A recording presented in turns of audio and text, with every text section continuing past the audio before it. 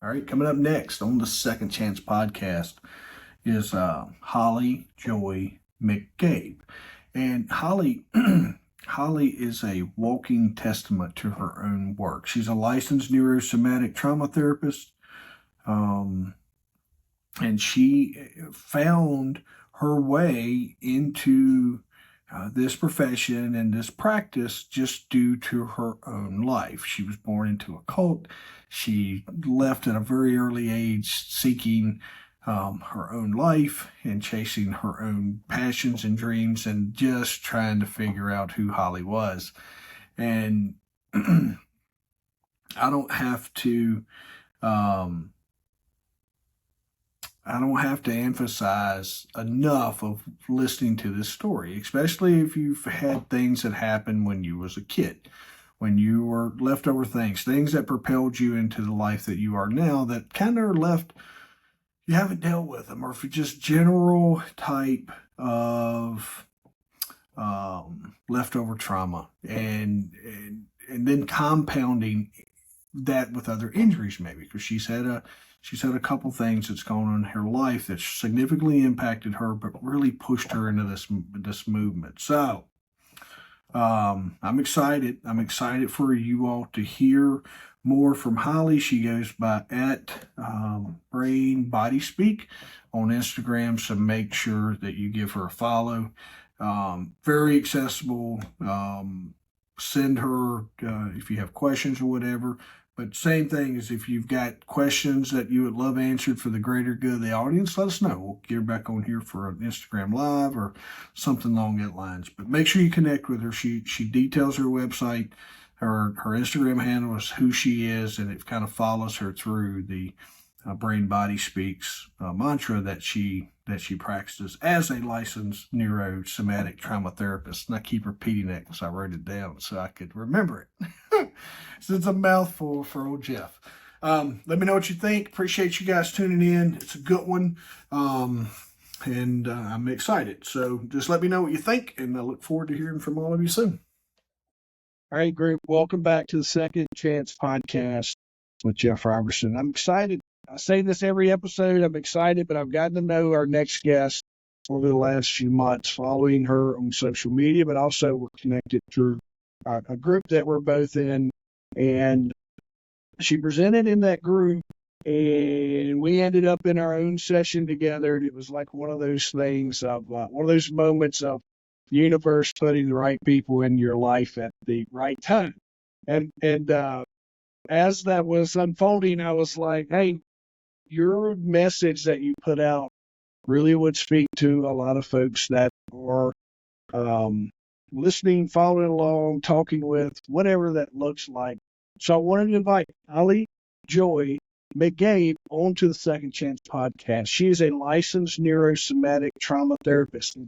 Listen, folks, I wrote that down so I could repeat it. I wrote it down on my trusty little iPad here so I could repeat it.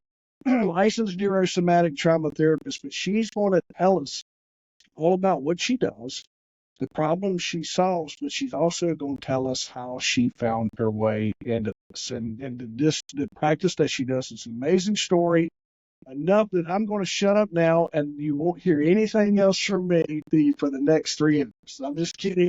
Holly, welcome. Thank you. Thank you. I'm excited to be here and dive into my favorite topic. I bet. And I'm excited because one of the things we talked about, you have a reach. We want to get that. We want to help you expand your reach into just different communities, whether it be public safety, first responder, military, police, fire, whatever that looks like. And then just general, everyone can benefit from your service. But that's a lot to say in one term, but licensed neurosomatic trauma therapist. Tell me, what does that look like in a day of your life? Yeah. So my official tagline over the years has become like helping change the world one nervous system at a time. And it's just like, that is the essence of my work, but I'll tell you the specifics of my work. So neurosomatic basically just means brain and body. Like neuro is brain-based, somatic is the body, the physical body. And what I do in the trauma space isn't what most people think of when they think of a trauma therapist. most people think of talk therapy. You go see a therapist and you talk about your problems, and that's supposed to help you get through them. But what I do is literally working with the physiological impact of stress and trauma, both physical trauma, psychological trauma, emotional trauma, environmental, on the body and brain. Because our trauma is, from a psychological perspective, kind of subjective. It's very unique for each individual. But the real impacts of trauma, especially lasting impacts, especially if we talk about first responders and veterans, is the imprint that it has on your nervous system and your brain and your body.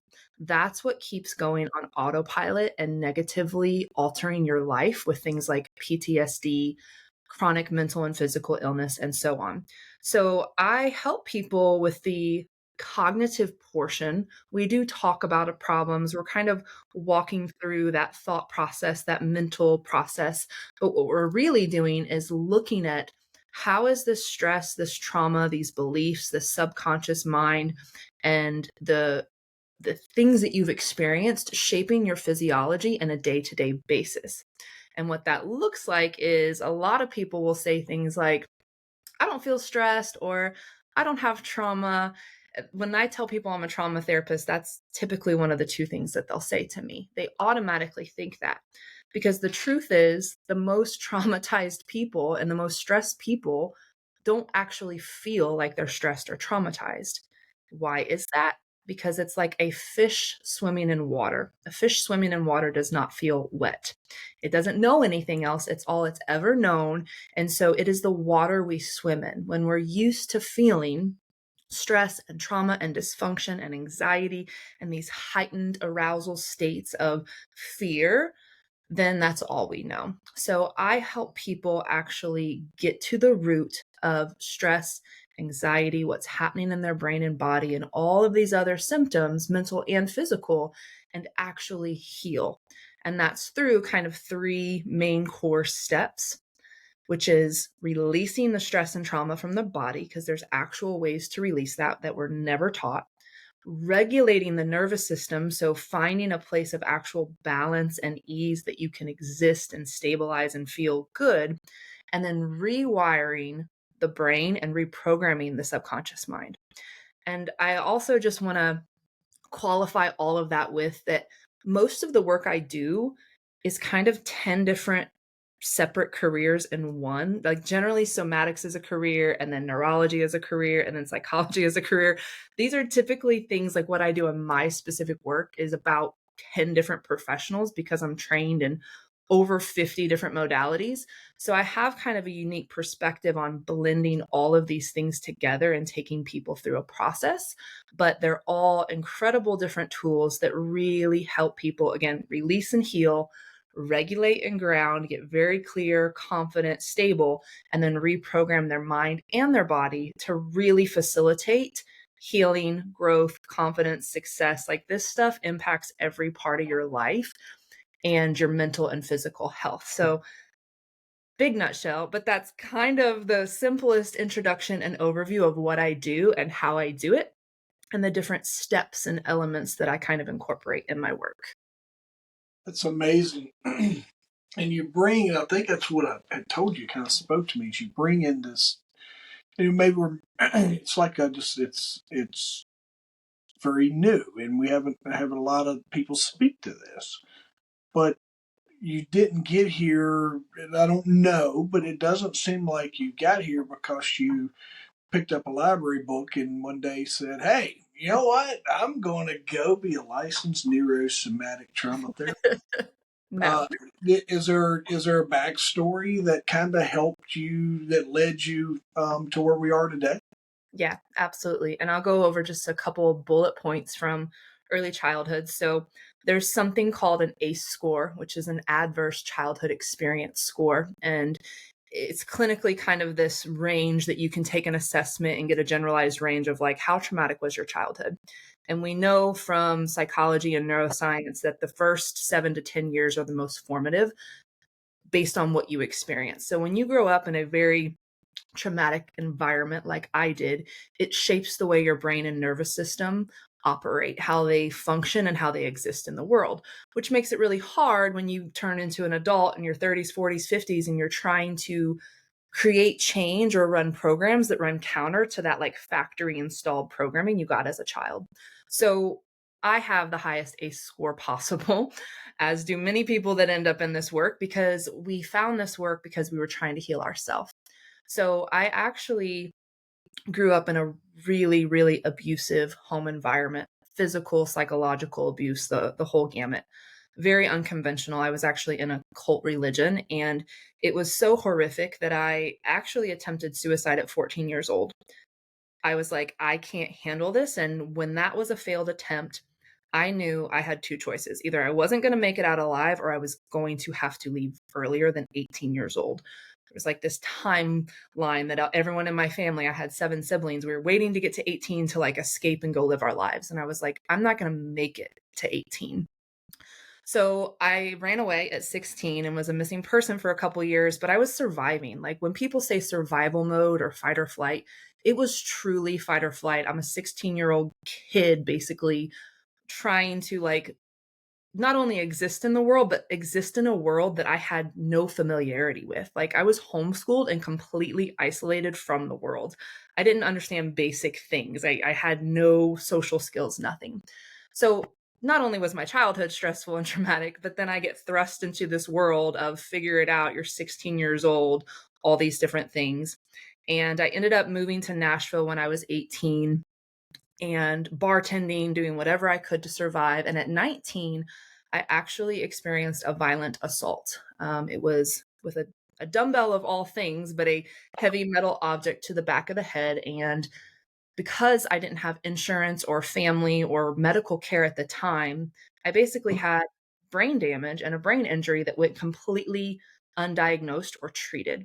So not only am I traumatized in fight or flight trying to survive, but now I have a brain injury that I don't have the ability to treat. And my health just kept declining over and over and over and over. Like every year I got kind of sicker, but I was also in the health and fitness world. I was like bartending, pursuing music, and then trying to balance this like health and fitness career because I was trying to always like diet and be skinny as a young girl. And so I had these like two parallel worlds. And basically I knew right away, I was like, okay, I think I have some trauma. I knew my childhood was traumatic. And so I started doing things like reading self-help and studying the mind and all of those things pretty early, which really was important. It was a part of my healing.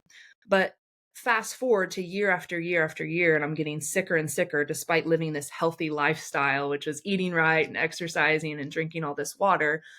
I kept having all of these symptoms. Like, I don't think I truly slept until I was like well into my 30s. I had chronic insomnia, anxiety, depression. Because I was in the bartending space, then I started drinking and doing drugs. Like, I got a DUI when I was 21. I mean, I went all over the place trying to find healing and relief, from the addiction route to, okay, let me go to talk therapy route. And over this journey, it was progressively building. My nervous system and my brain and my body kept kind of getting weaker and weaker and weaker, because I also decided to be an entrepreneur at 23 years old. That's not stressful at all, right? So I opened my company at 23. I'm like full force ahead, mindset, success, hustle, drive, and I'm a competitive athlete. I'm doing like fitness competitions, strength sports. Basically, I was addicted to pain and suffering because that's all I knew. And that is very common with people as they go through life and they had that early childhood experience. They only know pain and suffering. So they seek out pain and suffering in their career and their hobbies, all of these different things. It's like we get addicted to the stress hormones. I had a lot of different issues, health, mental and physical health issues. And then basically, at 30 years old, I kind of flatlined. I went from not feeling great, but I was very purpose driven in my career. I had a successful gym. I was traveling. I ran a charity, all of these different things. But it was kind of like the straw that broke the camel's back.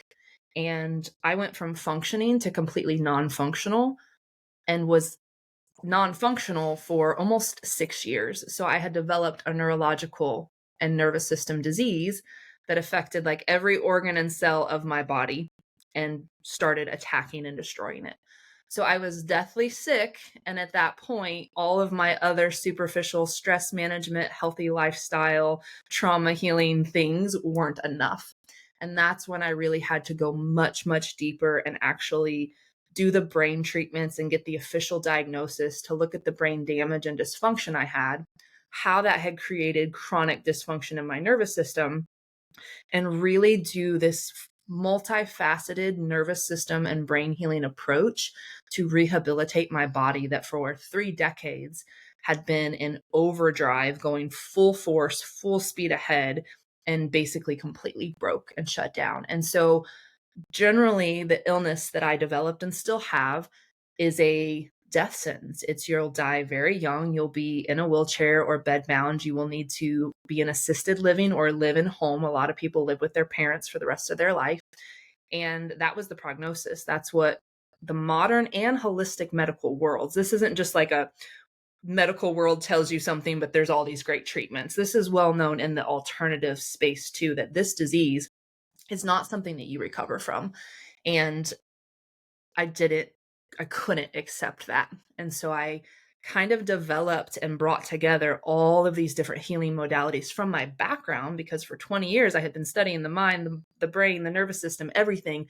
But I just had to go a lot deeper and reorganize things in a much deeper way to actually recover. So lots of trauma, lots of abuse, lots of physical injuries, emotional traumas, all the things that led to a complete destruction of my mental and physical health, and subsequently a complete rebuilding in a radical new way to get to the point now where I am a functioning human, talking to you as we are now, running multiple businesses and everything else. So that, of course, is again a long nutshell of a bullet point, but that's kind of it from early childhood to early in my 20s to just constantly pushing through to the breaking point and the healing. So that's a little bit of my journey. That's a lot of your journey, Holly. That's a lot for, I'll always say this. We have Bryce Henson as a common friend. Me and Bryce talking one day, and I'm like, folks like us tend to migrate together, and we tend to find one another. Just our upbringing, and I remember you saying time before, just Bryce or whatever. Same thing with you is when you were talking, and I'd gotten to know you because I think we kind of entered our tribe group at the same time, around that same time, and then when you had presented, you spoke to me on the childhood stuff, and that's kind of the message that I put out to a lot of people was, I've shared with more and more people was my childhood was like it was just a lot of violence, alcohol. My grandfather had just he would not control his emotions, I guess, but he would gunplay and he didn't mind shooting the place up. And when they took his license for driving, there was no rules that said you couldn't operate his farm vehicle, so he would just drive his tractors or whatever and just live in that chaos. And then I move into public safety, not dealing with. So it's kind of what I want to ask you. Did you find as you're hitting that 30s and you have all this momentum, do you find yourself, are you kind of, is a lot of this because we haven't dealt with or we don't know how to deal with the childhood part? Is that kind of influencing what is this kind of ticking time bomb of Holly getting ready to, to just where you are? Is that, do you think that was a tremendous factor, a small factor, or just not dealing with your childhood stuff? Yeah, well, there was no dealing with it because we didn't have access or knowledge. And, this is 25 years ago. And depending on the age range of anybody listening to this, it's often hard to remember what life was like before social media, where you could type in a hashtag and get 10 hours of information from the top leaders about trauma and the body and the brain or therapy or anything. This was so far beyond that. And not only before social media, and I mean, the internet was literally just coming out at this time. Not only that, but then just the isolation that we had, again, not even in school. And that was by design because my older siblings that were in school Child Family Services got involved when they started figuring out what we were going through. So the isolation alone is, I mean, that's how cults survive and things like that survive, is you don't know what's happening to you. So you don't know anything needs to change or be fixed. Like, that's how cults exist. Then, like me, I get out into the world, I escape, and now I'm in this like alternate reality at 16, 17 years old of just, I have to feed myself. I have to show up. There's no time to sit and feel my feelings, even if I did know that was a thing, right? And so like I'll meet people in their teenage years. I work with teenagers and people in their 20s, and they're so self-aware. They're like, oh yeah, my trauma and this and that, and I do this therapy and all these different things, and I'm just like again, the information that we have now.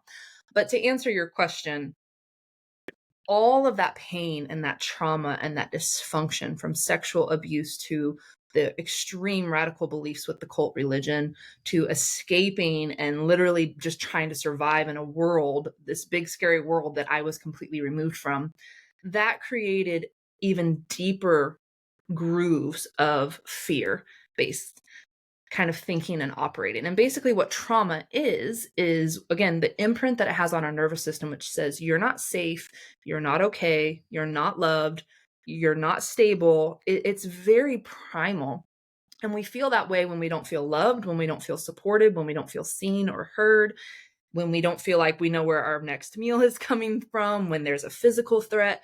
These are all things that create that physiology, which is, again, we can look at veterans and see that very clearly, but we don't tend to think of that as a little girl growing up in the Midwest experiencing that same thing. But it is that same thing, because it's life or death. It's, am I going to be sexually assaulted today? Am I going to have the crap beat out of me today? Am I literally not going to be able to eat today? That is life or death too. And so that shapes you, and then you just keep going, going, going. I didn't escape and then find this loving family home and, alternate family and a nice stable job. I didn't have a college degree. I was working 60, 70, 80 hours a week in bars, like mowing lawns, like walking back and forth to work. Like I was on the streets, literally. When I moved to Nashville, I'd finally had a car, but I literally slept in my truck. And so it's, the trauma was never dealt with. And then when you don't know that there's even anything to deal with, it just keeps compounding, compounding, compounding, compounding. And when you don't have those things to offset the trauma, the pain, when you don't have safety, security, safe relationships, that is what really perpetuates it. Because you could have 10 people that go through maybe a traumatic childhood, but one goes to school and then to college, and they make a core group of friends. They find a spouse, they settle down into a good job. And you know what? They're pretty decent for the rest of their life. Like they've found that safety, that security, that comfort in that community. Somebody else like me starts bartending and they're just scraping by, and they're in abusive relationships, which I was gravitated to the only thing I knew, which was toxic, abusive trauma and pain. I was engaged to a veteran who basically oscillated between trying to kill himself and me. So I just kept being attracted to that same chaos, and that's all I knew. That's all I thought I was worthy of. That was so familiar to me. So yeah, the childhood trauma was never healed or dealt with, and then it just kept adding on, adding on, adding on, until my mid-20s, when I was like really in the school that I went to, the first time I sat down in somatics class and understood this concept of trauma is stored in our body, and here's all the things it does. I was like, well, no wonder. Like, Houston, we have a problem. I think this is why my life is so chaotic, right? You're like, y'all talking just to me? Or what are we doing? Right. And because I had spent years and years doing like the Tony Robbins self-help success mindset stuff, the fitness, the nutrition. I had been building all of these layers, but it wasn't until I realized that I was like, this is all the stuff that's beneath the surface. This is the core and the root. And even still, that was 16, 17 years ago. I'm still, like things were still building because I was in the environment. You can't heal. It's like trying to extinguish a fire when you're literally in the midst of it, right? Yeah. I was still when I was actually in that school, I was living with that veteran. I was engaged at the time. And I kept staying there because I knew if I tried to leave him, I would have to go back to bartending and I wouldn't be able to finish my my schooling program. So it's like all these things I started to realize and recognize, but you can't just like snap your fingers and be in a healthy, happy relationship and have a secure job. So it took a long time to not only do the deeper inner work, but then create the safety and environmental things around me, like learning to have good boundaries in relationships, to choose healthier people, all these different habits and things, these build over time. So healing is like you have the awareness, then you get the tools, and then it's the reps and sets over time. And the method that I've created, if I could go back 20 years ago and have the Satori method, which is the process that I've created, to be able to go through all the things in a fluid, cohesive manner over a pretty short period of time, I'd been like, sign me up, what do I need to do? But I had to go through all these different legs of healing, from psychology, talk therapy, a lot of dead ends, from shaman healing. I mean, I tried everything. Like that was my thing, is I was so desperate to heal and do it all that even that created more dysfunction because my body didn't know what was happening. It's like, you're throwing so much at me, and that's just perpetuating this idea that I'm really broken and that there's something really wrong with me. So I think my truest healing happened within my chronic illness. And it was when I realized that I was still fighting. I was still fighting myself. I was still at war with myself, fighting to heal. Every year that went by just felt like I'm losing time. Like these are my 30s. These are the best years of my life. I'm losing time and I'm still sick. I'm still stuck in this house. And so I kept having this sense of like crisis and emergency. And guess what? When you have a nervous system disease, that's kerosene on an open fire. It just kept fueling the dysfunction and the inflammation and the chaos in my body. So I finally had to kind of reach this fully surrender point of, I have to accept where I'm at. I have to slow down, and I have to actually, for the first time, truly let my body lead, to tune into my body on such a deep level and let it lead instead of trying to force myself, because I was still trying to take that strength athlete, no pain, no gain, sledgehammer approach to my trauma healing and somatic healing. And that didn't work. And so because I work with a lot of veterans, athletes, CEOs, and people that are those hard charging, like type A driven people, this is often one of the hardest things that I have to teach them to do, is to actually slow down, and that the true healing, the regulation, the deeper work is actually about doing less, slowing down and tuning in, instead of, again, the sledgehammer. Let me just blast through all of these pains and traumas and get to the other side. Like that's how we innately think it's going to happen, and we want it to happen, but it doesn't work like that. So yeah, that's kind of how that works. I think you're also, and what I wanted to kind of give us the opportunity here is, this is a point in time in my head when everybody's starting to turn the volume up because you're speaking to them, right? When I'm recording or when I'm talking to someone, I think about everyone. I'm like, all right, this is a point where they're like, all right, I need to hear a little more, or I'm really interested. But you're coming out of a situation where it doesn't sound like you don't have the basic foundations of kind of what a man and woman, woman and woman, man and man, whatever that relationship is. You don't know, like I can't. And what the story I was going to tell you is, I thought we had to fight. I thought we just argued. I thought that was just a part of it. I didn't know that there was. I just thought either you picked the fight or I picked the fight, and that's how we spent our time. I didn't realize. Yeah, I didn't realize that not fighting was okay. And I remember asking friends, like, you and your girlfriend or wife, do y'all fight a lot? And the guy's like, no, not really. I'm like, we do every now and then. I'm like, okay, all right. Because I'm trying to, in my head, I'm like, I seem like I fight all the time, and I'm picking fights, or we're figuring out reasons. But so that's compounding your situation. You're just trying to figure out, I am going to set out on my own. I'm going to Nashville and I'm going to figure out how to live life. Yeah. And then you meet your spouse or your fiance that becomes your fiance. It sounds like here comes the for another version of you that just mixes right in and helps extend the chaos, so to say.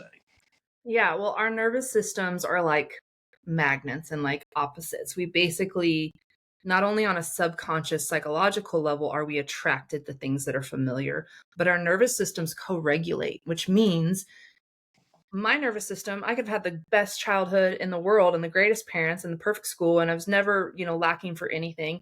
And then I meet Joey over here, and he had the opposite. And well, guess what? If for some reason we actually end up being in a relationship and we live together, his energy is going to take me to where his energy is eventually. Like especially with men. I mean, men have a stronger, more aggressive nature. They tend to kind of it's not the calm one generally that wins out that battle.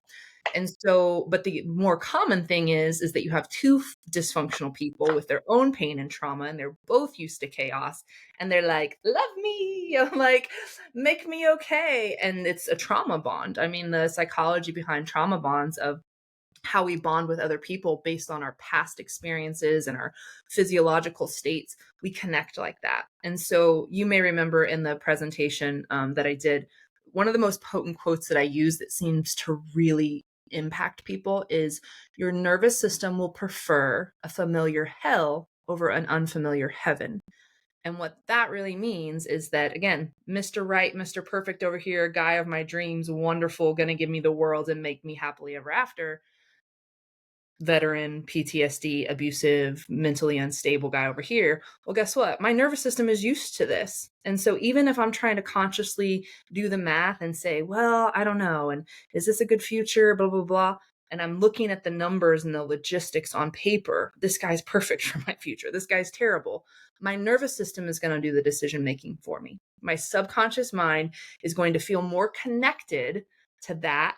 One thing that women will say is, like, when they start healing, suddenly they don't get all those warm fuzzies, passion. Like 90% of the time when you hear people talk about like passion and butterflies and falling in love, that's literally just trauma. It's stress and chaos that feels exciting, which is why we get addicted to our own stress hormones and our own chaos. Is it feels exciting at first because it's familiar. Stress, anxiety, really familiar. Let me go find some more of that. So when we find a partner that hits those buttons in us and triggers that stress response, it feels like falling in love. It feels like chemistry. It feels like passion. It feels like, you try to find, again, the normal stable guy, and you're going to be bored to tears. You're going to be yawning because you're used to that chaos. So we have a lot of healing to do to get to a place where we're dating the right people, hiring the right people, making the right choices in relationships, communicating effectively.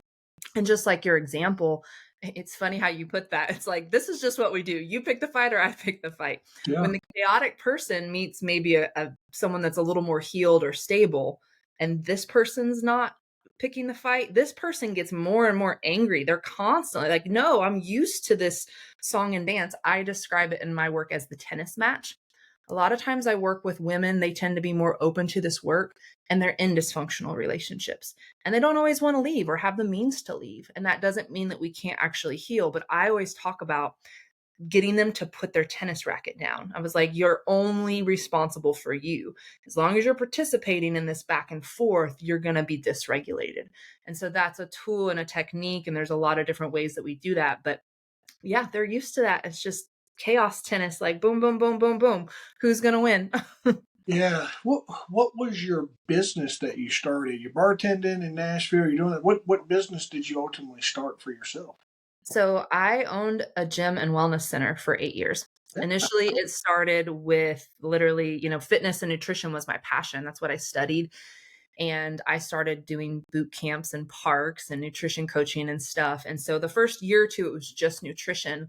But as I launched this business was when I enrolled in the Natural Health Institute. That's the school I went to where I learned about somatics, things like cranial sacral therapy. And it was a very Eastern-based school, meaning I got introduced to modalities that 99% of like body work-based schools don't touch on today.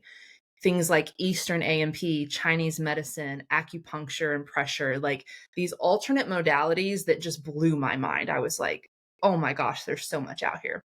So I quickly incorporated a lot of that into my work. And then again, I kind of had this blend of Eastern medicine, alternative somatic healing, body work nutrition, mindset, fitness and movement, and sports therapy. And my spectrum was really big. And then every year after that, I went deeper into trauma, the subconscious mind, and neurology and nervous system based modalities, and kind of just kept stacking, because what I found in my own healing, I would do therapy or I would do this program or this treatment and I'd feel better. And maybe I would feel a little bit better permanently, or maybe I would feel better temporarily. But I felt like I was always playing whack-a-mole. Like I'd hit this thing down and then this would pop up, and I'd hit this down and this would pop up. And I also was really into spiritual studies and stuff. Like I was like actually, on an academic level studying all these different spiritual concepts and stuff. So I was doing it all, studying it all, implementing it all, but it always just felt like it was just this fine line that I had to walk. And it wasn't until I realized that when I'm over here in the mindset world, I'm forgetting to slow down. When I'm over here in slow down world, my mindset can get sloppy. It was like, if you're only focused on one thing, the other ones get off kilter. And that was when I started realizing I have to find a way to take basically these 100 different principles and aspects of being a human that we have to work on, and find a way to combine it and make it cohesive in a doable way. Because I can't sit here and do 14 different therapies and, have a 9-hour morning routine every day. But if that's what it takes for me to heal, then how am I going to be healed? So yeah, it really came down to, I need to do a tiny bit of each of these things, but find a way to combine them so that they all work together. And that's where you ended up ultimately launching your own program, right? Yeah. And the method, again, the method has like tweaked over the years, but I would say really in the last 7 years, because when I got as sick as I got, that was what took me, it really made me almost question everything. And I've had this point in my career numerous times where, again, this psychology course, this class, this certification, all the things. And I'm like, I've got it. This is it. And then something comes along and I have to explore another modality or another layer. And I'm like, oh, there's this whole field of science and this whole aspect of human consciousness or psychological healing. And so I kept layering and layering and then kind of modifying. And yeah, over the last 6 or 7 years was when I really brought the neurological component in on a deeper level, really understanding how you functionally train your brain. And that's kind of the foundation. That nervous system piece was the foundation. And then I organized nervous system first, brain, then mindset, then, all these different pillars. It's like a pyramid. And a lot of people kind of start at the top. They're like, oh, I'm just going to mindset my way through this. Like people try to white knuckle addictions and they try to just override their core physiology and their baseline, and it doesn't work. And another quote that I use all the time is, biology beats psychology every time. As long as we were trying to mindset, which is just 5% of the equation, it's not going to override the 95% that is your nervous system and stuff. So you really have to have this multifaceted approach. And it's like some people get up in arms about this because some people are like die hard of like, this one therapy changed my life and healed all my problems. And I'm like, awesome, except for the rest of like 80-90% of the world. They did it. They felt better for a minute. And then 3 months later, they were back at square one. They were back to their addiction. They were back to their old patterns. And so this is from my personal experience and healing journey, but also working with thousands of clients over the years. And in my process, I measure the results. Like everything, I use biofeedback and these metrics that are measurable. Just like a personal trainer, they can say they get people in shape, but like if the scale hasn't moved and the numbers haven't moved, is it working? I use like hardcore data to prove that this process is effective. And I'm like, okay, it didn't all those one thing, that individual thing by itself didn't work for me. It helped me. It was a part of the puzzle, but it didn't help get me to where I needed to be until I started incorporating all the things. And you can't do that individually because again, you'll be to the 9-hour morning routine. So it really does need to be multifaceted. And I think that that is where the worlds of healing and self-help and psychology, personal development, that's where they're lacking the most. Is you have people that find this one diehard method or approach or philosophy, and it's like, this is the thing that's going to fix all your problems, and people buy it. And again, maybe it's beneficial, but there's still all these other areas over here that are neglected, and they tend to always come back, and you tend to be in these lifelong loops where you feel better for a minute and then you don't. It's like For a lot of women, it's that I get in shape and I eat good and then I fall off track and I gain, the weight back. And then some people go through these cycles of addiction and change, progress, and backwards. So we have to be willing to look at that and say, why is it when people have the perfect coach, the perfect program, and they understand that they want to change something, why is the success rate so low? Addiction recovery, very low success rates. Weight loss and people sustaining fitness programs, very low. Why is that? Why are people struggling when they have the information? And it's because of that 95%, the subconscious, the nervous system over here running in chaos land, and the new programs are just not quite able to take hold and be sustainable. So we have to work at this level if we want to create long-term change and healing. Is it similar? And sounds amazing, by the way. But is it similar? And I want to kind of help someone qualified that's thinking like I do. At the gym, we'll have someone that comes in. It's like, Jeff, I want to lose weight. I want to look good. I want you to teach you how to move those things over there and do the things and give me the meal plan. Let's go and do everything. And their initial investment is so well, but what we learned and what I've learned working with a lot of people is all that sounds good inside of my doors. And that works really well when you're inside and you're standing next to me and you're inside of my safe space in my room where I control all the things for you.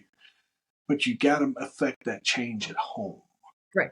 You've got to do the work. And we call it do the work, but is explaining doing the work that's also a part of your process, it sounds like. Yeah. I use so many fitness analogies because not only do they just resonate with people, even if they're not in the fitness world, they get like reps and sets and, nutrition needs to be sustainable. There's just a lot of great corollaries and examples to use there. That was my experience too, not only in my personal journey where I struggled to stay compliant with eating or exercising, even as a fitness professional and somebody who is reading every nutrition book.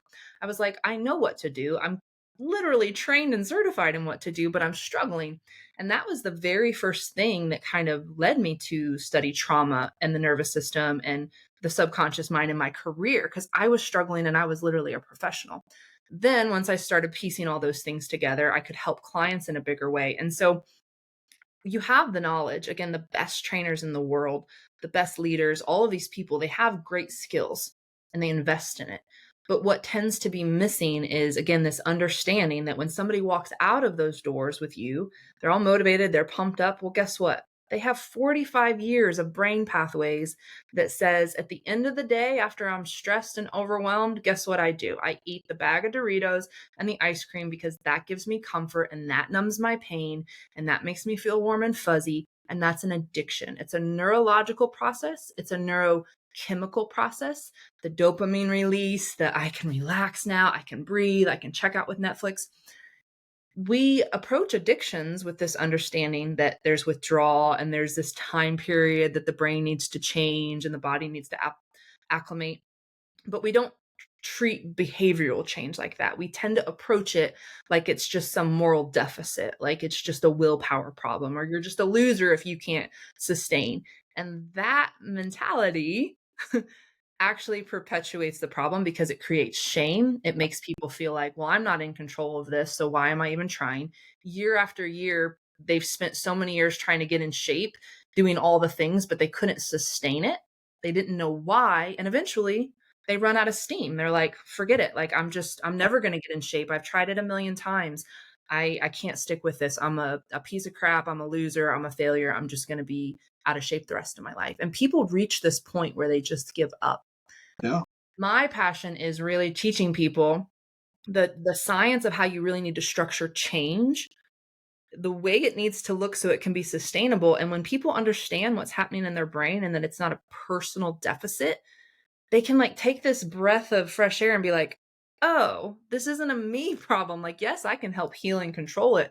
But if my brain has this program installed and these pathways that are well worn, this little 1% mindset, I'm hyped up because I talked to Jeff and he told me what to eat and everything. It's good intentions, but they go back home and it's 99% of their life. is going to win out. I mean, it's just simple math. It's that simple. And so they struggle. They can do it for like a short period of time, but then they're either not staying in the program long enough, or they don't have those other tools. They don't understand what's happening. And it really gets discouraging for people. They give up and they don't create the change from all of these incredible trainers, coaches, leaders, therapists, because that foundation was fighting against them. And so that's why I think this work is the most profound thing that the world needs to know and understand. We're literally walking nervous systems, like we're born into this world and nobody gave us this manual that said, hey, by the way, every traumatic, stressful experience that you experience from the time you're born, actually even before you're born, this can be shaped in utero from the stress your mother experienced was a whole other element. But you're going to be collecting data, and it's going to be stressful data, stressful programs, and it's going to build and shape your nervous system. And then when you're 40 years old and you want to stop drinking, get in shape, have better relationships, and you hire the therapist, the coach, the trainer, it's not going to work because you've got all these programs and these pathways that have built for decades that if you don't work with them and go to that level, it's going to leave you, coming up short with the results. So I think as long as we can find a way, for me, to get professionals to be open to this work and implementing it in what they do, and then individuals to understand, oh, this is the missing piece in my healing journey or what I'm trying to change. That's where my initial quote of, changing the world one nervous system at a time. We create systemic change. We end generational trauma. We create better work environments, better homes and families. We create better physical health outcomes. We combat PTSD and suicide rates. I mean, it impacts everything. So it's such a wildly profound thing to focus on, and nobody's talking about it. So this is why I get really passionate about it. No, you explain it so well, right? That's what I think I told you. Like, yeah, I'm one of those folks that, the light's on, and I'm like, is the light on? I'm like, I'm like, it's not speaking to me. It's not speaking to me. And I have a kind of a joke I had shared. Me and a friend had coined years ago was, he's like, you're not listening to me, and then I'd get in trouble, and he'd be like, I told you weren't listening to me. And I'm like, listen, I told you, I didn't say you were wrong. I just didn't want to listen to you. So, but the way you explain this, and here's the other thing I think, I share this with a lot of folks. I kind of got out of that situation. Stability is in my life now, and I'm not working as an active responder. I have my own entrepreneurial stuff that I do, and I'm in a really different place, and I'm not in that chaotic environment anymore. And what I learned was, and I always thought like, hey, I kind of escaped it, right? In my head, I'm like, I kind of got out of that, and much like you, where you like, hey, I'm. So I thought everybody had healed. I thought if I can get out of this, everybody's out of it. It turns out, I think that maybe the issue's gotten worse. Yeah. And there's more, and I really hope that whoever's there right now is cranking up a little bit louder, because I really hope, because you're going to run into this to where there's kids and young adults right now that have similar paths to you and I. And they are struggling in their relationships. They're in all the places that we both have been, to where I don't want to see people there, but knowing that there's solutions that are out there, and hopefully positioning your programs and your messages and just my testimonial, just to get folks to where they need to be, is that their life is not handicapped by this, and there can be help, and it can be addressed, and so that's what I really think that you're speaking to here as well. Because where I was going to go, and I was curious, is I don't know that we'll ever really truly break that trauma. I just don't think. I think we're always going to exist with some form of trauma, just because we're people. We're never going to solve good and bad or evil, whatever. But I think that's one of those things that's really hard to solve that. But you bring in this approach to being able, and what I was going to ask is this a coping or curing? Is this, but is it a better way to maintain your life, or what does that look like? Yeah. So for the most part, most of the approaches that people are taking to changing their life or quote unquote healing is white knuckling. They're like, I have this problem and I'm going to use my mindset to try to stop the behaviors. And they're not even using true, like, psychological, like cognitive behavioral therapy. They're not even using the specific tools. They're kind of left to their own devices of, I'm going to listen to a motivational book and then I'm just going to try really hard, right? Well, it's like this. You're driving down the road one day and you get in a car accident and you've got 20 shattered bones, right? Nobody in their right mind would be like, no problem, don't need the brain surgery, don't need, the medications or the ER visit. I got this. And that's kind of the approach that we take with our mental and physical trauma, when, especially because we think it's a mindset thing and we're told that a mindset is like a choice. That is a part of it. It's an important part of it. Your mindset has a lot. But again, it's that very top of the equation. So you can actually truly heal the physiological trauma at the level that it's impacting you. And that is the first step in like my process in my program. And it's what somatic healing is really rooted in by itself. Again, like that's kind of its own separate career. Somatic healing is about releasing that because our body is what holds on to that trauma. So you do need to sort of mentally work through it and make sense of it and come to peace with it. Maybe there's some forgiveness, maybe there's some perspective shifting that happens with that, but it really exists in the body. And as long as it's existing in the body, it's bouncing around like a little pinball machine, creating chaos, and it's creating your choices day to day. When you've got that chaos every day bouncing around in you, like you said, I'm going to pick a fight. You pick a fight or I pick a fight, but this pinball has to go somewhere, right? You can actually release the pinball and, create a different environment. I often use the analogy as well that, our nervous system is like a supercomputer. It has all of this incredible capacity and ability to do so much good, positive, amazing things. But when we don't heal the stuff that we're collecting, it's a junk drawer and you can't add anything and you can't find anything and it's not doing what it's supposed to do. And that's really problematic. So truly healing can happen. And there's a caveat to that I think is important. With grief and loss, there's never a point where if I'm working with someone and they lost their spouse, especially if it was in a traumatic accident or a murder, like something really extreme, they're never going to completely get over that. It's not like we can just press a button and release all the trauma of that, right? Like those are wounds that, especially in those situations, there will be pain there forever. And that's normal. But what we can do, even in those extreme cases, is actually still heal the body from the automatic response, from the flashbacks. Like, say it was a horrific accident and somebody witnessed their spouse, being killed in a car accident. These things happen. That person can heal enough of that trauma and rework the brain where they can eventually, even though they're going to always be sad and have pain about that, function. They can sleep. Maybe they can get in a relationship in the future. They can actually enjoy their grandkids, something like that, right? That's healing too. But what often happens is these horrible things happen. People are taken to the hospital and then the funeral happens, the flowers and the food, parade comes. And then a week later, guess what? Nothing. Nobody's calling, nobody's checking, and they're left with all of this pain, this trauma. They're not told how to deal with it. They're having flashbacks. And every single day that their body goes through this, it wears these pathways deeper and deeper. So they become their trauma and their trauma becomes them. And within a year of people that don't get supportive care, they don't even look like the same person. They're, again, the depression, the anxiety, the body is so broken down because that trauma just completely went rogue. It was unhandled, undealt with, unhealed, and it starts to destroy on a cellular level. It destroys tissue, it destroys organs, it creates inflammation, it creates depression in the brain, all of that. And so this is a long way of saying, again, sometimes there are certain parts that will never heal, but the majority is actually the continued repetitive process that's happening in the body from the trauma that can be healed and can actually be changed.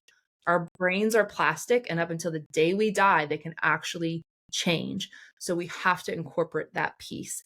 And then we can become completely different people. Like when people start my programs, the people they are on the other side, it's actually mind-blowing. It's like the way they see themselves in the world is completely different, because that foggy lens of the trauma, that again, the water they were swimming in, it's suddenly not a murky tank. It's like, oh, I believe I can do this, and this feels safe and okay, and I actually like this person, or actually, you know what, that person is not good for me.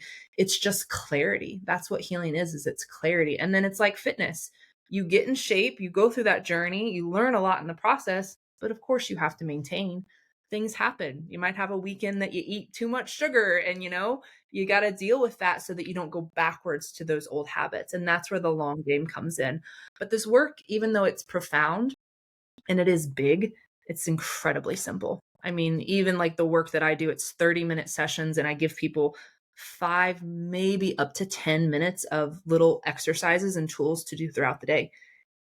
It's not, the 2-hour therapy session or the plant medicine journey or all these big things that we're kind of programmed from a marketing standpoint we need to like be okay. It's very simple stuff that creates safety and consistency in the body. It's things that give the nervous system the correct information and input to be like, I'm safe, I'm stable, I'm confident, I'm okay. But you have to get all of that stuff that you've collected your whole lifetime out of the junk drawer first, and then maintain the supercomputer, just like you do your iPhone. Every time there's a new update, you update. And if your photo capacity is, cleared, it's like you got to delete some photos. I used to do that when I had a smaller iPhone. Like I'd try to take a picture and it's like storage full. And I'm like, I got to go in and delete 100 pictures to take one. So it's exactly like that. Our nervous systems are like that. We have to keep them updated. We have to keep them clear and clean. The initial process is a little bit more cumbersome. There's a little more work up front. But after that, it's just about maintenance and doing the tools consistently to stay there. That's really good. And that speaks, right? That when you have this proven results, you've seen the benefits, you see before and after. It's very fitness centered. It has that same generalization, but it's such it's a tool that wasn't around up until I met you, that I know of. And I think there's not a lot of noise that creates.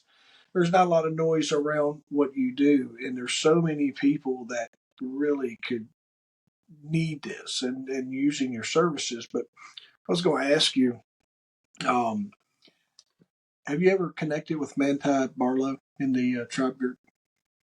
I don't think so. So Manti was in FLDS. Okay. And he was in the I can't remember the fellow's name, but he's in that cult as well. Was your upbringing when you were a kid, was it similar to that, or religious type cult? Yeah. So it was crazy, because on Hulu, Prime, and Netflix in the last few years, they did a bunch of documentaries on all these religious cults. And I'm a very grounded, healed, integrated person. So I can watch a lot. Like I watch graphic true crime and I'm okay with it. But like those were hard to watch because it was like watching a documentary of my childhood. I wasn't technically in LDS or anything. The religion I was in was called Sacred Name. And then there was all these different offshoots of it. But to give you a little context, like my parents did radical things like sacrificed lambs, and then we had to eat it like they did in the Bible days. Like there was a lot of behind the scenes abuse and assault and things that were happening, like there were in many of those. And then just the way that we grew up as a whole. I mean, my dad moved completely off grid, and we didn't have running water. We just had a simple wood burning fireplace in the middle of Illinois. So it was like very in the elements. Like I didn't grow up with, cushy, fuzzy, like warm, fuzzy, just even basic things. Like there were 8 kids total living in a trailer in the middle of nowhere without the core essentials. I mean, we had an outhouse that was just basically like a porta potty, that kind of thing. Like it very, very, very primal and off grid, which again, most people can't even really wrap their head around that, because that seems like third world country.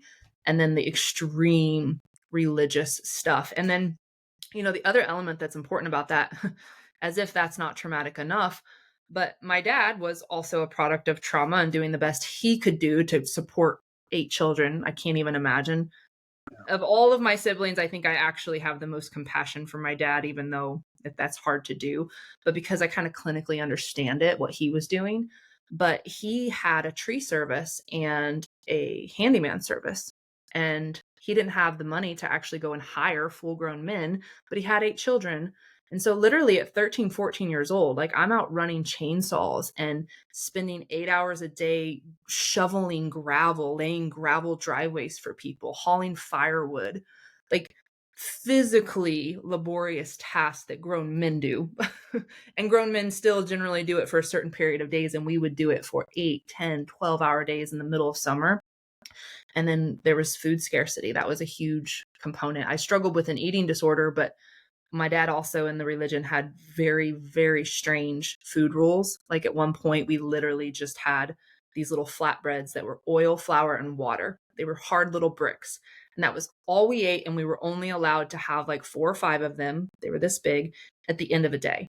So just again, like on a physiological level, on a basic nourishment level, on a safety level, on a violence level, abuse, and then all the extremes with the fear based in the religion, it was compounded 1,000-fold for how scary and unstable my childhood was growing up and how physically stressful it was with the labor and the sexual abuse and everything else. So yeah, not exactly a fun, healthy way to grow up. And those documentaries are very, very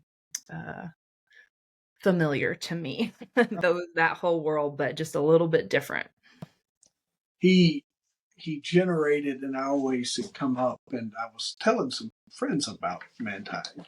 Just a great conversation. You both of you, and the question that my friend says, like, hey, if you're going to talk to somebody that's in a cult, what's one question you like answered? And every like 3 or 4 people are like, why didn't they know that it's in a cult? I'm like, cause I can answer that for you.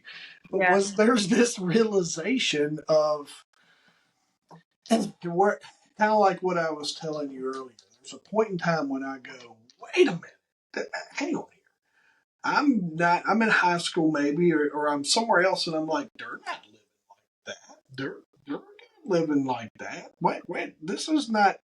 Is there a moment when you're coming up to where you start questioning, and is there a realization to where you're like, the life that we're living is not what everybody else is living? Do you get to have that moment, or what's escape looking like? Yeah, I mean, I knew that a little bit from, we had a few aunts and uncles on my mom's side that we were a little bit connected to, because when my mom and dad got married, they were pretty normal. They like did holidays, and my dad sold insurance, and like we celebrated Christmas and birthdays. And then really early on, he got into this kind of like extreme radical thinking, and that's when he had to move off grid and like move to the middle of nowhere, Illinois, started working for himself, all of these different things. So that was kind of my whole life, where my older siblings had more of that taste of, wait a minute, we were in normal school and celebrating Christmas one minute, and now we're like living off grid and like very different. So the little bit that I did have was from my older siblings who had left, that would still come home and were still trying to kind of help the younger siblings basically survive. Like sometimes we would go and get to spend the afternoon with my sister, but my dad got increasingly paranoid. And so I was on this cusp of knowing there was something out there, seeing it just a tiny bit from the little bit of family that we had. And then when my dad closed the door to that, because he knew it's like, when you let a cult member look out there into the world, they're going to want to go out there. And so that was the door that was closing, where I was like, I have to get out of here, because literally the walls are closing in, like literally. And so I knew it was out there, but I still had no concept of it. I mean, 2 of like the weird, unusual, definitive moments I remember when I escaped was I went to get a job at Jimmy John's sandwiches. I had no concept. I had really never even been in a restaurant, like literally. And the first day I show up and I'm in flip-flops, and I'll never forget it. This lady, Sunny, she was not a very nice person. And I literally walk in and she looks at me like I'm the biggest idiot she's ever seen. And she's like, what are you doing? And I was just like, what? Like I had like just the simplest, most basic things that if you asked anyone, do you wear shoes to go work at a restaurant? They'd be like, yeah. We didn't have TV. We didn't have anything, like to connect us to the outside world. And my escape plan was quite radical. Like I literally smuggled AOL CDs from Walmart and got onto the internet at night when my dad had the computer for work, got into chat rooms, and literally, this is a whole other thing, but I found somebody to literally help me escape. So that was like my only entry point, was these chat rooms from AOL of like, I know there's a world out there, and most dangerous, crazy thing for a 16-year-old girl to do is go find people on the internet to help you escape. That was a whole other thing. But yeah, I knew it was out there, and I was like, I got to get out there. But there were a lot of rude awakenings, like a lot of just moments like that where I was like, I just had no idea what I didn't know, just so removed from society in such a way. And then people don't understand that. They don't understand how you can be such an idiot or just be so clueless about things. Even homeschooling was something that people would kind of understand, but that didn't explain the extreme radical isolation that I had and cluelessness that I had. So yeah, it was quite a rude first decade out there in the world after living in the way that I did. Yeah, it is, but you're also speaking to that person who's there now in some fashion, some way, shape, or form. We either know someone who's struggling with that, and it may not be a cult, but it may be a family that doesn't necessarily want the outside world seeing how they live. Yeah. It may not be a cult, but it could be a situation where mom's working overnight and kids are raising themselves during the day and very tribalish in their communities or whatever. We know that. I know that that's happening right now, and I know there's a cult happening too, right? But we're looking at folks that may be hearing this they have this situation and they're at hope, or they think, hey, this is what I've got. I got what I got, and this is the way it's going to be, and I don't think people realize how much things can change. Yeah. I mean, and you're right. This is the way addictions shape people. It's the water people are swimming in. They're so used to being in this fog and feeling disconnected and disassociated. And again, a lot of people that have been in these chronic trauma states, even if they had the normal job or normal family, or they knew to wear shoes to a restaurant on their first day, those are more superficial things, but they can still have that internal physiology that's disconnected to the real world and how you're supposed to feel, because they're like, this is all I've known, again, is binge eating to deal with my feelings and emotions, or drinking too much, or dysfunctional relationships. This is all I've ever known. So it's more figurative, that when people they get that little glimpse of, oh, wait a minute, like there's a way to be in a relationship where it's not who's picking the fight, me or you, there's a way to approach fitness and nutrition in a way that's not just another way to abuse my body because that's all I know. And I have this core sense of I'm not worthy of feeling good or nourishing myself or even eating, because food was a big one for me. Like I struggled with an eating disorder very early on. And so that is what led me into the nutrition space initially, is like when I sat down at dinner when I was 9 years old, my dad was like, Holly, you're getting kind of fat. 9-year-old girl, and your dad says that to you. And I basically didn't eat for a week. And that just started a long journey of starving myself and over exercising and really distorted, basically self-punishment of, well, I'm not worth it, so I have to abuse my body and try to force my body to change and do all of these hardcore things, which is then what led me to fitness competitions and then strength competitions. I continued to do that. Well, it's no wonder I can look back now with such compassion for what my body went through for literally 3 decades, being physically and psychologically abused and punished by everyone around me. And then when nobody else was doing it, I did it because that's all I knew. And that's how we perpetuate our own abuse cycles, is we internalize it on ourselves. If it's not, men tend to be more outwardly focused. That's why there's more men that are abusive.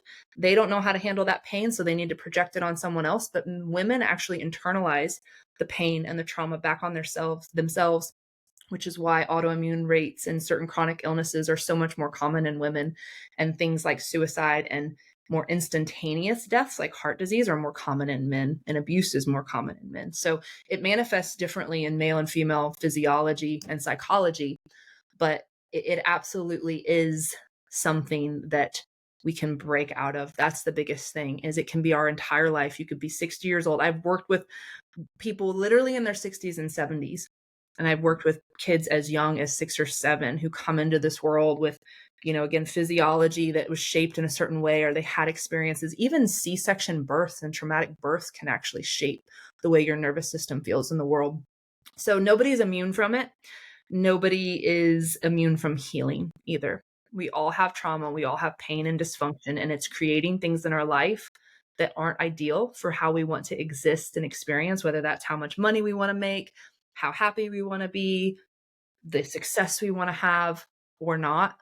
We all have something that needs healed, and it's all imprinted in our nervous system.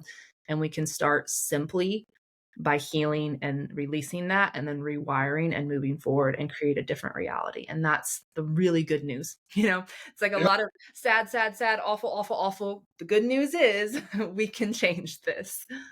You're a hope dealer. Right? That's what you're a hope. You're a you are. We do that in the fitness space, but this is an ultimate when you're at your wit's end, struggling with this stuff and trying to figure. We always call it like figuring out what makes you tick. That's the very Reader's Digest version of this. But when you speak to that, you give the listener, you give me hope that this can be resolved. Do you know? And the last question about your dad, but do you know, was your dad negatively influenced? Did he bring in his own trauma for his family? And has he dealt with that, or has he done any? Yeah. Certainly not dealt with that, just chronically more and more dysfunctional. And again, I honestly always feel so bad when I'm around him. I only see my parents about once a year, and it's incredibly difficult to even be around him. He's such a chaotic, stressful, turbulent person. But at the same time, I always have this somehow, and I think this is what makes me really good at what I do, but also I have to protect myself and create boundaries around it, is I tend to see people's pain, not necessarily their behaviors or their coping mechanisms or all this awful stuff on the surface that presents. It's like I can kind of see straight through to the pain that they have. And for my dad, even as a kid, this was long before all the clinical training and my own healing journey. Even as a kid, I remember feeling this, looking at him, and he would take us to these spots where he grew up. And basically his dad died when he was very young. He was completely same thing like me. He was basically figuring life out. He didn't have a cell phone with GPS and DoorDash. Like, you're talking primal. I'm a 7-8-year-old kid. My dad's gone. My mom's gone. I have to actually figure out a way to survive. Various different traumas, various different really horrible situations. But he would take us to these areas where he grew up and explain these stories. And I just have these memories of just thinking about how young he was and how scary that must have been and how traumatizing that was. I just had this like compassion. So no, he hasn't changed. He will never change. I mean, my dad's in his late 70s now. Didn't do any healing. And, I have 7 siblings that carry around a lot of pain and trauma and addictions and dysfunction from that too. So it left quite a mark and quite an imprint. And, the best we can do with that is, again, protect ourselves, keep ourselves safe, because a lot of people, it's very hard to heal if they're in close proximity to family members that created their trauma. Now, I left home at 16 and I've been far away. I see my parents again once or twice a year. But for people that are more adjacent to their close family, that's one of the hardest things to combat. And a lot of people I work with, they're like 6-8 months into the work, and then like the holidays come. And sometimes people are like, okay, the holidays are happening, I'm going to take a little break. And I'm like, there's never a better time to actually work on your trauma than when you're in the holiday world, because all of those old patterns and triggers are going to be full force. And that's when you need to sink into the work most, because that's when it's going to matter most, so that you don't default and go backwards. So yeah, you got to keep doing the work just over time. The brain goes through something called a neurocycle every 63 days. It's a myth that it takes 21 days to make or break a habit. It's actually 63 days of conscious, intentional, specific work to create a more in-depth, true blue, like neurological change. So that gives us some perspective of change takes time. And again, it's a building process. Reps and sets over time, the right tools, and you can change those things. And to your point about the hope dealer, it's so funny. I've probably been told that 100 times. And I hadn't heard it in a while, but there's even a book on the science of this. It's called The Biology of Hope. And when we can not personalize things, which is why I think understanding this is so important, when we don't feel like it's a personal deficit and we don't create all that shame, that's one thing. It's like a breath of, oh my gosh. And then it's like, it's not your fault, but you can change it. That's a complete paradoxical approach. Then it's your fault and you can't change it. It's like the complete opposite. So the hope piece and the validation piece are the two pieces that I think are the biggest catalyst for change. You have to know it's not a personal deficit, which also means because of neuroscience, we can actually change it and it's possible. And then people feel like they're not in a prison of their own making and that they don't have to spend the next few decades they have on this earth, like the previous decades, in chronic pain, dysfunction, trauma, or the most insidious of all, being completely checked out and disassociated, because those are the people that have the most trauma are actually completely checked out. Those are the people that say, I don't feel stressed. Well, do you feel anything? Do you feel joy? Are you connected? Are you listening to the conversation when your wife's telling you about, what happened with the kids today? Or are you completely checked out and on the weekends you have to drink beer, binge watch Netflix and all of that just to cope? So that's the most insidious trauma response, is the people that think they're okay. But when you really start asking, they're not okay at all. They're just limping along. Yeah. No, you're absolutely right.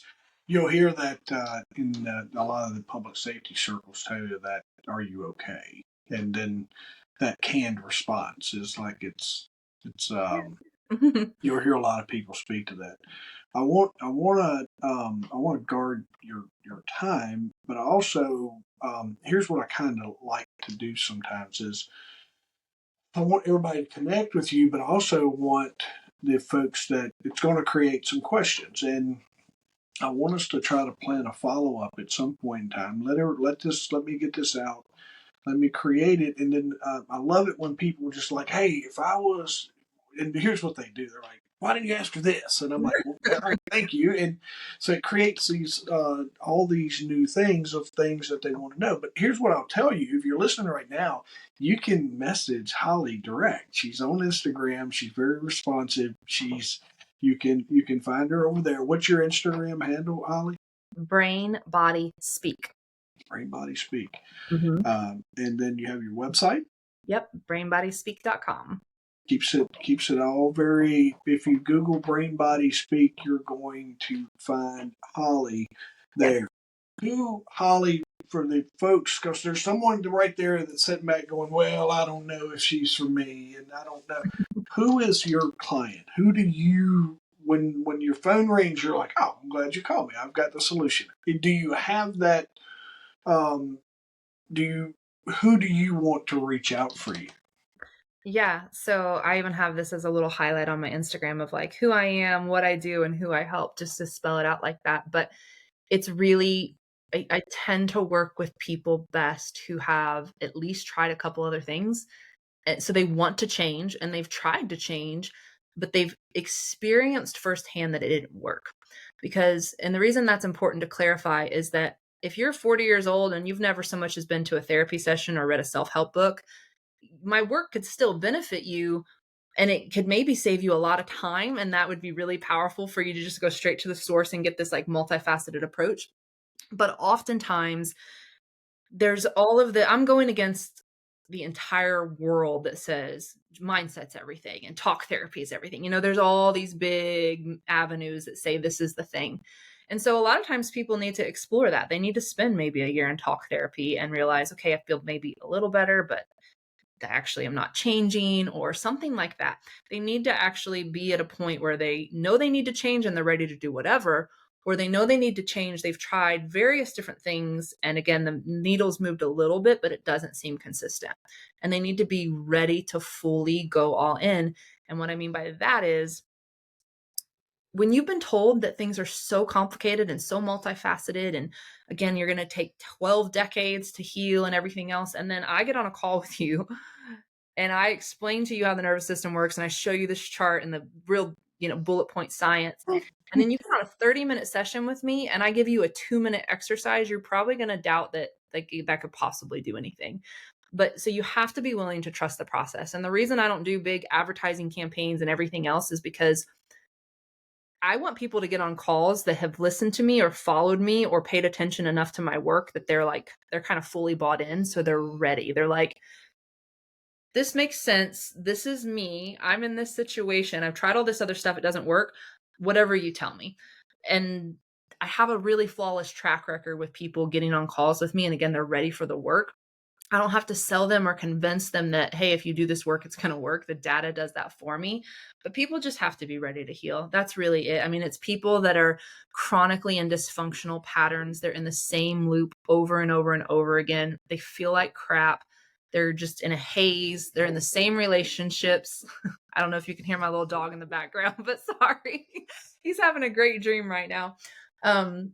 They're just tired of living the way that they're living. They're tired of feeling the way that they're feeling. Same old 9 to 5, same relationships, same arguments, same, I tried the diet, I hired the 20th trainer and I can't stick with it.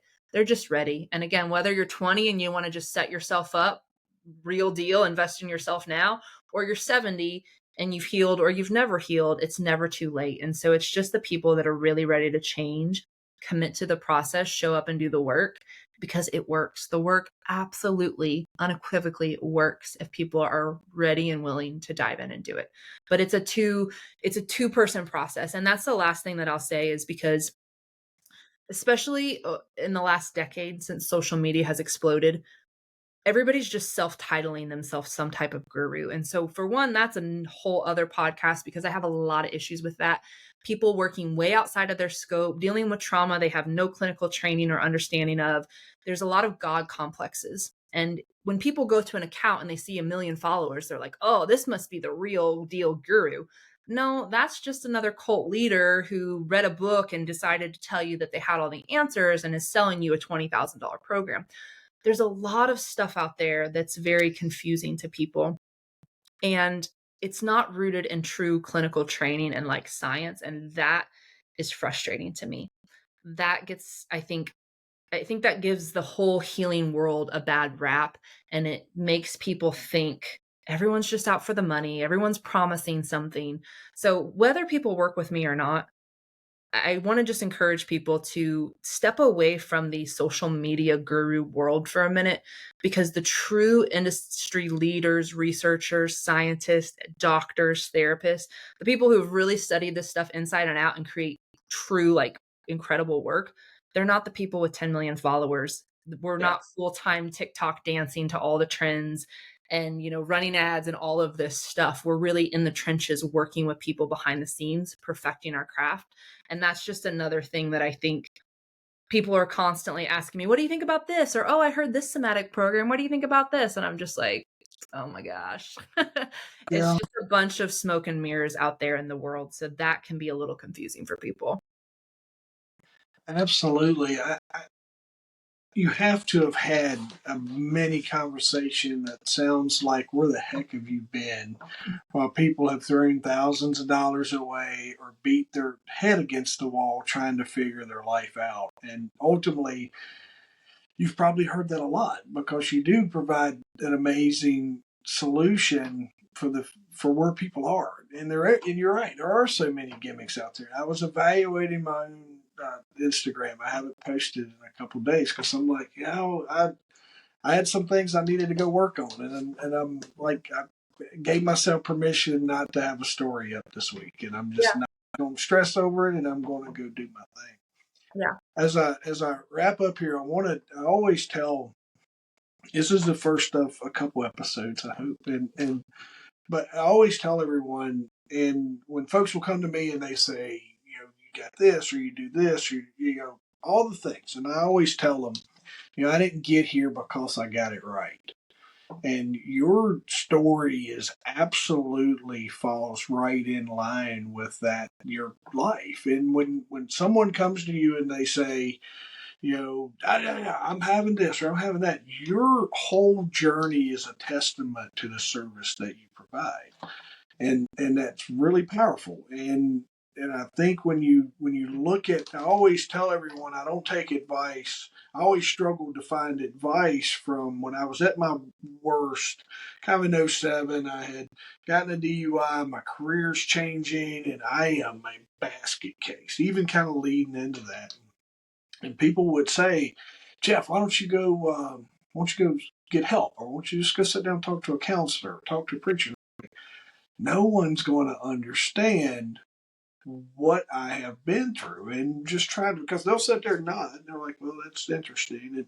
But no one has been there. And I think that's what I look for. And I don't wish bad things on anybody, but for you to have the experience of been there and done that, you're not, you didn't fall out of, you didn't fall out of your Ivy League school and say, hey, I just have a passion for helping. I want to go help people. You have absolutely lived this. And I think that's what sets you light years apart from some of the other folks I know that just grew up good. They know what good looks like, and I love those. And I think they have their place in the world. But I know that for me is I can have a conversation with you, and when you go, yeah, Jeff, I get it. And I understand. You do get it because you've lived that life. Yeah. Yeah. And I've spoken to that element before because I think there's two different facets going back to like the self-proclaimed guru. Again, you look at all these accounts, and even this morning there was another one that popped up, and I tried to click. I always go to their website and see if I can find anything about their actual training. I know this sounds very elitist, but it's so important. Like, I've dedicated myself to my craft clinically for decades. I mean, literally, I'm always in the newest, latest, greatest science, the new program and stuff. And so I pride myself on that. And that makes me a good practitioner. But my story infused with that, where like I can connect with that human experience. So I've mentioned to people before, I'm like, you don't have to have someone that's gone exactly like what you've gone through. I would probably never find a therapist that has been Right. through what I've been through. Our traumas are so unique. And so it's like, you can have compassion and understanding that you can't learn clinically, even if you haven't done that, but that's rare. There are some incredible therapists out there that maybe didn't have a really, really tough time. And that's just, it's about finding someone that resonates with you, but also has the clinical training. And I think where the guru world is so problematic is there's all these people that I've heard it a million times. Well, I know my worth, and, certifications and licenses are just pieces of paper. And I'm like, dude, if I get, again, in a car crash, I don't want to walk in and say, give me the doctor that's also had the same brain injury. No, I want the most clinically trained, like precision hands, like Ivy League, like surgeon at that point. But maybe the nurse, I want to be a little bit more compassionate. So there's a time for skill, there's a time for humanity and compassion. And when you can blend both of those, I think that's where like a lot of power happens. But everyone else is just like, oh, I've lived in the streets. Like, there's literally a guy that I'm thinking of, his profile has said, I graduated from the school of life. And I'm like, bro, we all did. Like, we're all in the same school. I'm an expert too. Like, you're charging like $30,000 to take people through these like healing breathwork journeys. It's just, again, I get very fiery about it. And I get fiery about it not because I'm like, I'm the smartest, the greatest, whatever. I have dedicated to my craft and I pride myself in that. But I'm passionate about it because I deal with people on the other side of working with people who had no business trying to do what they did. Again, you don't go to an oil change place to get your brain worked on if you need brain surgery. And that's what's happening out there in the mental health space and the social media space. And it's creating a lot of harm. That could definitely be something that we dive into on a future episode, is all of these things that people are trying to do to heal that they're told will change their life. Not only not helping them, but actually compounding their trauma and their dysregulation. Like, that's a whole other thing. So I get spicy and fiery about it because I'm an advocate and I really care about the people that are being harmed by these like fake gurus who graduated from the school of life. Yeah, my kids have a hitting coach, and I help him record. He speaks to the athletic world exactly what you just said in this space. He's like, y'all got to quit listening to what you're consuming the internet so much. You're killing yourselves with all the tips and tricks, and some of the stuff is smoke and mirrors. It doesn't work. Yeah, and you can't do it all. You can't. If you follow 10 different strength and athletic coaches, they all have different training and perspectives. And then you're trying to do 10 different things to create one outcome. People do this in the nutrition space. It's like, I'm vegan, keto, Paleolithic, raw. And I'm just like, First of all, pick one and maybe it'll work, but you can't blend all of those things. Like you cannot, it doesn't work that way. What and also I think I skimmed over this, but at Brain Body Speaks on Instagram. But you did you get your new podcast out? Not yet, but it is coming so soon. And it's conversations like this that I love when they can just be conversations and just naturally leads, because I am not lacking for things to say. But yeah, I've been working on that. There's a lot of different projects and things that keep kind of popping up. And it's like the podcast is the one thing that gets pushed back. But sometime in 2024, the Brain Body Speak and the Regulated CEO podcast will be launching, because I kind of have two legs to my work. One's like almost like the acute crisis, like the ER, which is about a 3 to 6 month journey. We put people together. We do a lot of that deeper, like trench work. That's like the heavier stuff. And then after that, once they're at that spot, they really are ready to go to whole new levels as humans, whether it's launch the business, scale the company, like pursue their dreams, like whatever it is. And so the Regulated CEO is really about like the performance driven person that's ready to go to the next level. And so that's not necessarily a plug for that. It's just to say that, like, even if you really think everything's good and you don't have any trauma, this work actually, wherever you're at in life, is the catalyst to go to the next level. It typically is the thing that you need to hit that next mark in your business or have the confidence to speak on stage. It's not just the trauma healing part. And that's the other really cool stuff about this work, is that it's healing and then it's really excelling and thriving. And that's different than just, it's like you're drowning in the water. You get to shore and you dry off and you take a breath. Cool. But now what do you want to go do? Like, let's go, live on land and go forth and create a really powerful life. And so this work is what really facilitates that. It's what's facilitated all of my success. I would still be bartending and scooping horse poop out of stalls, which is what I did when I first left home, if I didn't have this work and I didn't work on those deeper layers of worthiness and confidence and, all those things that go with it. So I just thought that was kind of important to note in case anybody's gotten this far and the trauma part doesn't work with them. It's still relevant. Again, nobody's immune from this work being important for them. You've got to optimize your nervous system to be an optimal human, period. Yeah. It's awesome. All right, we'll wrap it up. You guys know how to get in touch with Holly. If you don't do anything else as we close, run over and make sure you give her a follow at Brain Body Speak. Even though she's going to tell you she's not active, she puts out amazing content. I've got to follow it. And myself, she puts out amazing content, but you can connect with her there. If you're struggling, you're trying to wrap your arms around and listen, you have heard, if you go back and listen, you've heard everything that we've talked about and the problems that she solved. It needs to be solved. So make sure you connect with her. And there's going to be a point in time when someone's going to be like, well, Jeff, I can't afford it. And I'm going to tell you, figure it out, because this right here will absolutely accelerate you. I spent probably, I got into my mid 30s before I really, was forced to figure this out. And it came when my career started to change and my life really started then. I had a life and then a new life started, and I didn't know that at the time.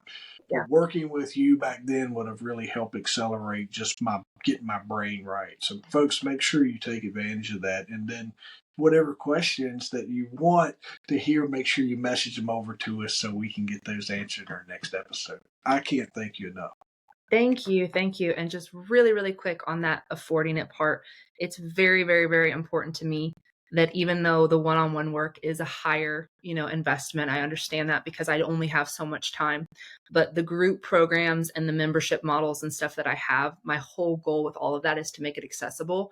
I have an approach in my work and in my mission of leaving nobody behind. So from the free resources, from Save the Heroes, which is, the free resources for veterans and stuff, to very low cost membership programs that people can get into this work. There's something that I have for everybody, and that's by design, as I never want to have this paywall that's like, oh, you can't afford this to work one-on-one with me, then sorry, I'm not for you.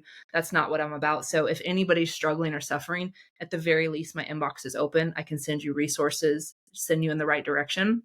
And I always want to have those conversations. So I just wanted to clarify that, because that's another thing that people are like, I won't even bother. I probably can't afford it, or there's only this one option that's not for me. There's something for everybody. Yeah, we got stuff. Yeah, time is precious, but we love to help. So that's you will always find help. Thank you, Holly. Thank you so much.